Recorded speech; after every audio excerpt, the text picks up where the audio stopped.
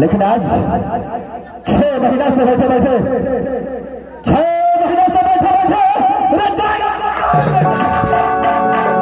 जे जाओगे बहमा करा पर सो कहीं से न झगड़ाता है या कहीं से न झगड़ाते हैं जो भी जाता। मेरा दोस्त एक हफ्ते को छुट्टी लेकर के राजा पिछड़ गया है, लेकिन एक हफ्ते चल बताता है। अरे 2 हफ्ता बीत चुका है, लेकिन अभी तक मेरा दोस्त वापस लौट कर नहीं आया है।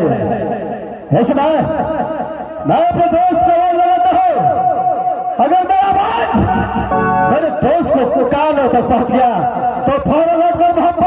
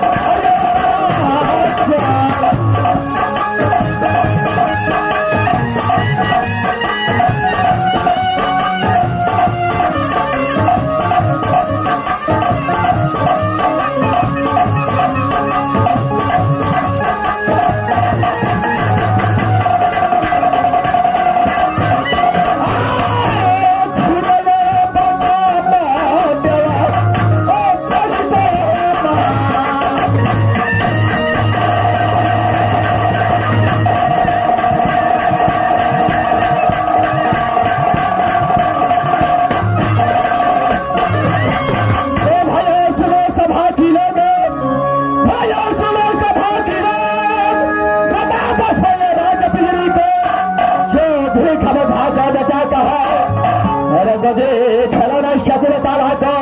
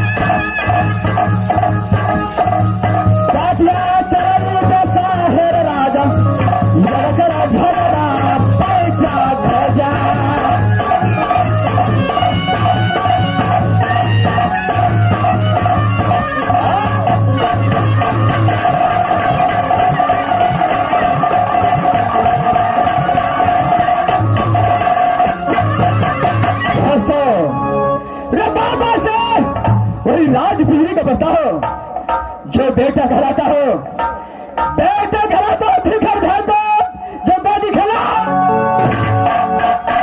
गोदी खेलना शकुंतला का मेरा ही नाम करना खुद ही नाम देवा जा पड़ता है। और सुनो चल बेला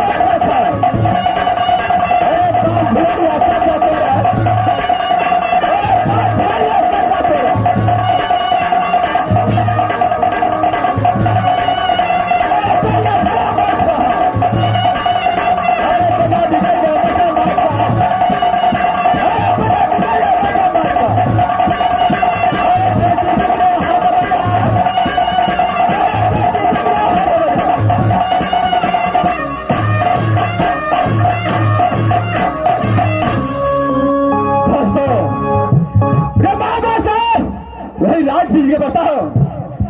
बेटा खड़ा तो भीखा खा तो जब गाड़ी खड़ा चलता लगा तो नहीं राम देवा बेंच पड़ता है। अरे ताकत में बढ़ के राज करो, ताकत में बढ़ के राज करो, जब को लाख बढ़ता है। अरे लाख है गाड़ी लाख पछाड़ी, लाख है गाड़ी लाख पछाड़ी, उस पे चले अरे ज्ञान में बढ़ के राज पिजरिया, ज्ञान में बढ़ के राज पिजरिया, जब बेटे बजा पोथी पत्रा के बदलावे, पोथी पत्रा के बदलावे जो ये ज्ञानी का दोस्तों। अरे गंगा पाइस का दोस्ती किया, गंगा पाइस का दोस्ती किया, वही मोहब्बत बाल अरदर्शी के साथ जैसे दिन से दोस्ती किया कितना किलोमीटर खाता। लेकिन इस वक्त ऐसे अभिराज में चोरी चोरी का मार लगा है। जहां जाने मेरा दोस्त रुदल सिंह को भब्बा के अंदर कौन ऐसा मसीह बना है जो अभिराज में आवाज अपना दोस्त लगा है।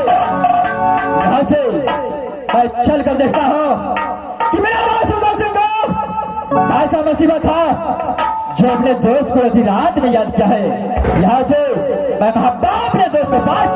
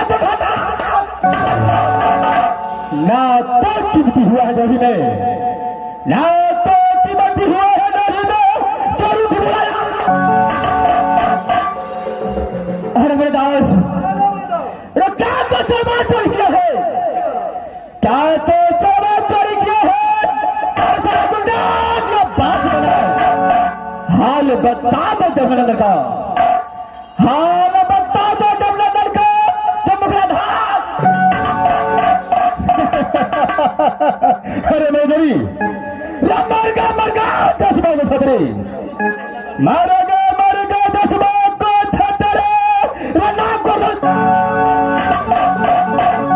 की लकी मैया बागी चलने कहना की मैया बागी न चलने तो 10 मिनट को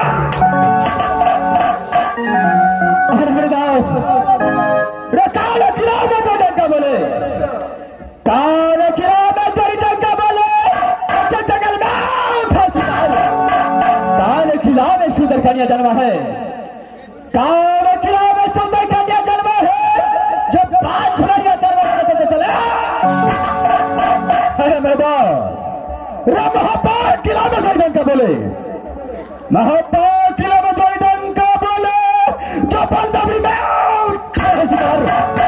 नाना किला में सुंदर कन्या जन्मे, नाना किला में सुंदर कन्या जन्मे, जो पांच अजगर भीतर में होगा नाना किला